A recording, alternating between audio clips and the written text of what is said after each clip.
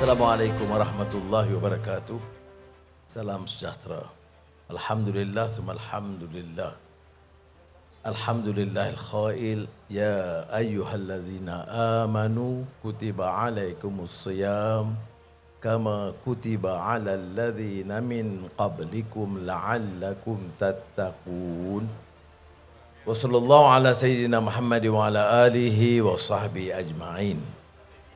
Saudara Saifuddin Nasution, Menteri Dalam Negeri, dan Si Daza, Ketua Polis Negara, Timbalan, Tan Sri Ayub,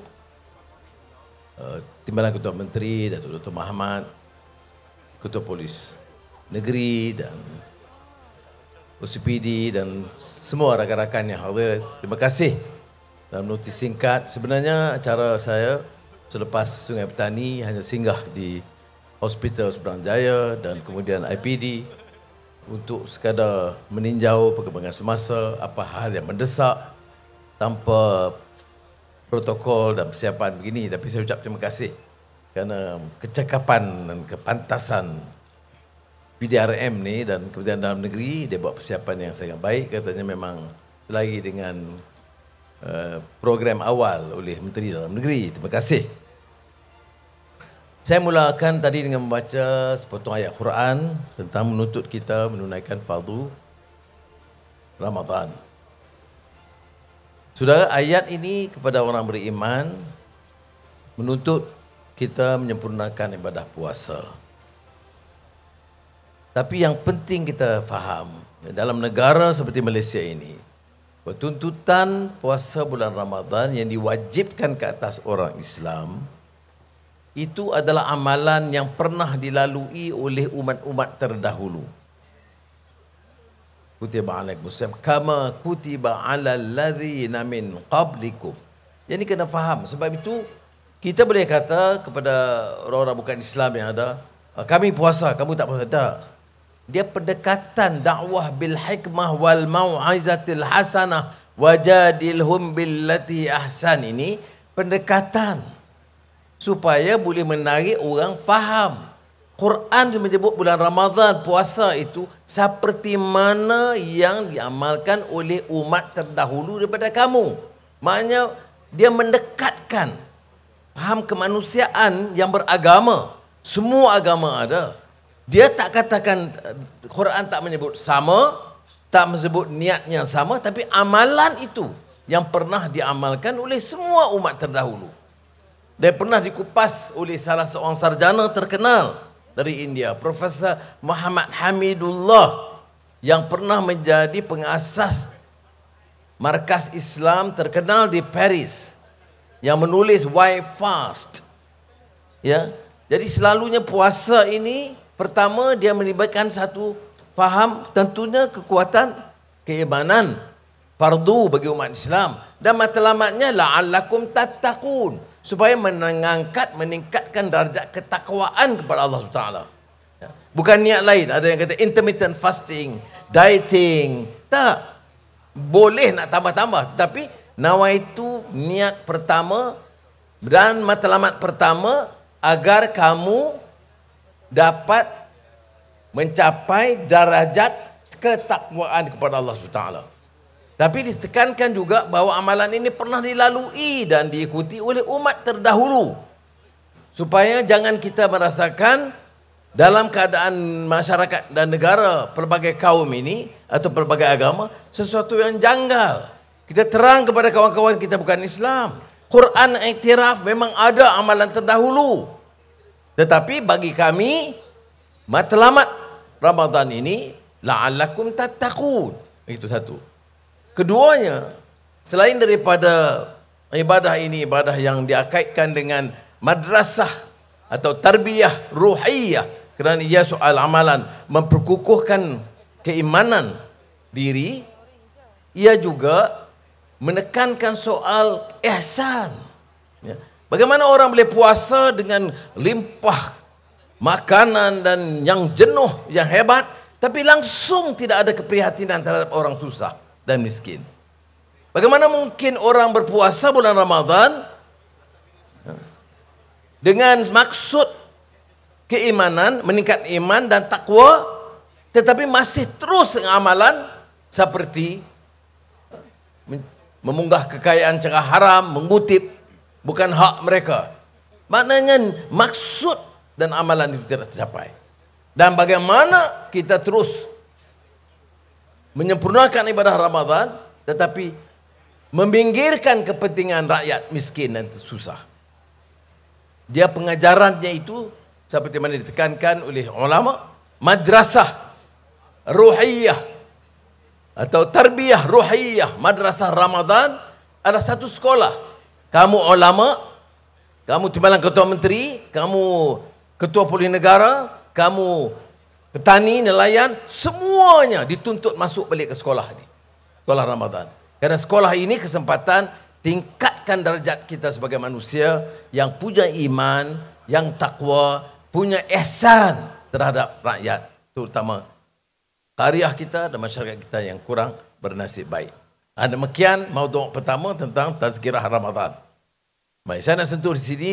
Yang keduanya tentang kunjungan ke sini. Tadi saya di Hospital Seberang Jaya. Dirasmikan tahun 95 dan saya hadir.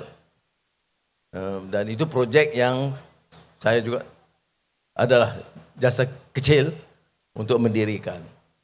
Tetapi 10 tahun, 5 tahun yang lalu, tiap kali berkunjung memang sesak. Pesakit sampai ke di koridor. Semua di ruang-ruang tengah dipenuhi. Ya, Alhamdulillah sedang disiapkan kompleks baru dengan bilik-bilik kepakaran, pediatrics, OT untuk pembedahan dan sebagainya yang dalam belanja hampir RM1,5 bilion untuk manfaat masyarakat di sekitar. Tapi saya tanya apa lagi yang mendesak? Ya, mereka sebut ada yang diperbaiki, tapi 3 perkara. Ultrasound machine, satu rosak, tinggal satu. Kemudian kata mereka tangki air tak cukup. Kerana kadang-kadang air, oleh kerana pesakit ramai dan pengunjung ramai, air tak cukup. Ketiganya, bilik penyusuan ibu. Ketiga-tiga itu dalam belanja sekitar RM1 juta. Saya minta KPICU atau Azman ada, luluskan segera, sebaik dapat surat, kita luluskan untuk faedah masyarakat di sekitar Seberang Jaya. Jadi, wang yang saya bawa tadi habis dibelanjakan, tak ada yang baki untuk PDRM. OCP dia kata menyesal bagi minum teh, kata dia. Sebab tu saya kata niat kena betul. Niat ni mesti ikhlas al-amal lillah. Sama ada Anwar datang, tak bagi peruntukan pun dia bagi minum teh juga. Baru ikhlas. Kalau bagi minum teh dengan syarat dia lulus projek, itu kurang ikhlas. Bagaimanapun, kerana saya ada tanggungjawab dan saudara Saifuddin ni memang selalu ganggu saya, seolah-olah tak ada masalah ini di dunia, masalah dia tu kebajikan polis saja. Aku kata Saifuddin, kebajikan tentera pun ada masalah, kebajikan cikgu pun ada masalah, kebajikan di sempadan ada masalah, perumahan banyak lagi. Nah, tapi saya terima kasihlah baik Ketua Polis, IG Tan Sri Raza dan terutamanya Saudara Saifuddin, itu setiap mesyuarat jemaah menteri, letih saya dengar tentang tuntutan untuk kemudahan, kelengkapan dan kebajikan PDRM. Jadi kalau kita nak pilih menteri, menteri macam tu lah. Jangan dia fikir projek untuk bini dia atau anak dia. Ada bini dia, dia tak pernah minta saja melawak. Itu beda dia. Sebab tu orang kena pandang ringan. Anwar ni tak habis-habis cerita. Anti rasuah, tata kelola. Dia tak tahu. Kalau menteri tu dia fikir bagaimana nak luluskan projek ni supaya ada komisen untuk syarikat dia atau milik dia. Ini jadi masalah negara kita. Jadi sebab itu saya tidak mau tolak ansur dalam nak selamatkan rakyat dan negara ini, termasuk ekonominya, kita kena betulkan tata kelola dari atas sekali. Sampailah ke bawah. Kalau tidak, kalau kita tekankan sarjan yang ambil RM50 tepi jalan, kita lepaskan menteri yang ambil 50 juta, orang akan cemuhkan kita. Jadi sebab itu saya kata mula di atas. Dan sudah tahu, saya berulang kali sebut, kalau ada saja maklumat daripada SPRM mana-mana pemimpin terlibat, beliau akan segera digugurkan. Itu pendirian saya tidak akan tolak ansur. Ya. Jadi saya mengayu kepada saudara dan saya tahu pimpinan Polis Negeri Raza pun nampak aktif dalam bidang ini supaya selamatkan juga PDRM daripada segolongan kecil yang kadang-kadang seperti kita tahu sebab nila setitik rosak susu sebelanga. Jadi kita kena jaga, kawal supaya jangan ada elemen yang sedemikian.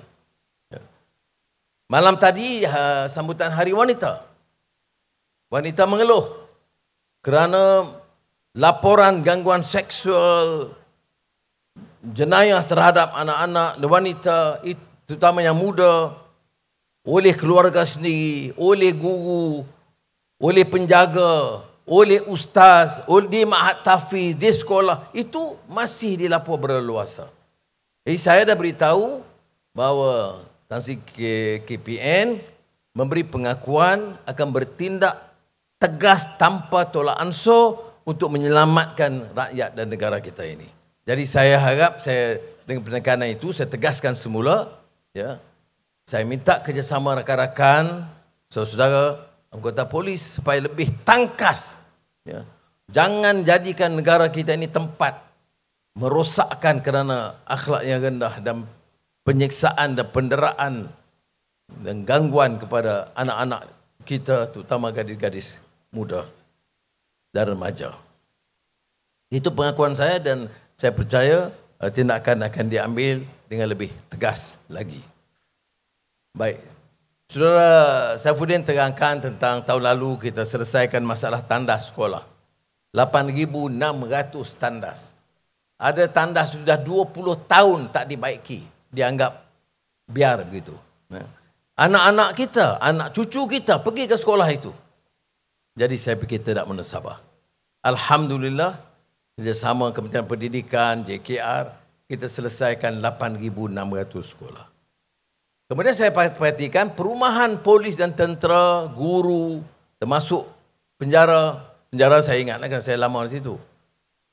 Itu kadang-kadang daif sangat. Jadi kita ambil keputusan, mulai tahun lalu sedikit, tahun ini kita tambah.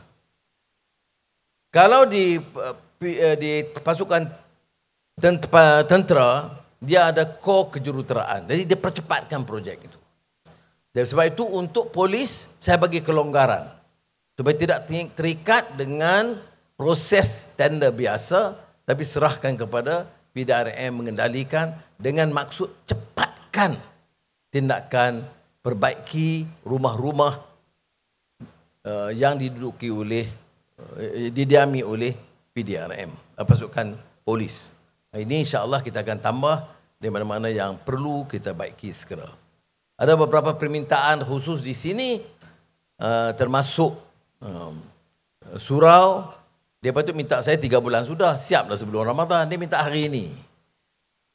Lusa dah puasa dah. Tapi tak apa. Dia minta untuk aircon dan kemudahan-kemudahan surau di sini. Saya tak tahu berapa segera. Kalau CPD boleh hantar hari Isnin, sebelum hari Jumaat saya minta KPSU luluskan supaya dapat segerakan RM500,000 untuk surau di sini. Dan juga perumahan polis di Seberang Jaya satu lagi yang sedang disiapkan. Itu dia tu minta sekitar banyak juga, tapi untuk hari ini saya luluskan segera supaya dapat kerja-kerja perumahan polis. Bukan di sini ya, di dekat Seberang Jaya satu lagi ni. Perumahan mana? Jalan apa tu? Sebelah JPJ tu. TKM pun tak tahu macam mana TKM. Saya nak test dia aja. Sebelah. Yang itu kita luluskan untuk tindakan segera RM1 juta untuk perumahan polis di dekat JPJ. Jadi cukuplah. Bagi minum teh lebih kurang tu dia minta sampai RM1,5 juta. Teruk kalau macam ni. Tapi tadi di Seberang Jaya dia pandai, dia bagi cok kodok. Saya makan cok kodok terus dulu RM1 juta. Baik, terima kasih sekali lagi lah. Saya tentulah ini tempat ni tempat saya lah ya. Dan saya bangga dengan laporan saya perolehi daripada OCPD dan Ketua Polis Negeri tentang kecekapan dan pengorbanan pasukan polis di sini. Dan saya seperti sudah tahu memang dapat maklumat sentiasa dari kawan-kawan di sini. Setakat ini baik di Bukit Mentajam atau Seberang Jaya, itu maklumat saya dapat daripada rakan-rakan dan penduduk mengenai prestasi, kecekapan dan kesiapsiagaan polis itu sangat membanggakan. Terima kasih. Semoga Allah memberkati usaha-usaha. Jadi sekali lagi terima kasih. Wassalamualaikum warahmatullahi wabarakatuh.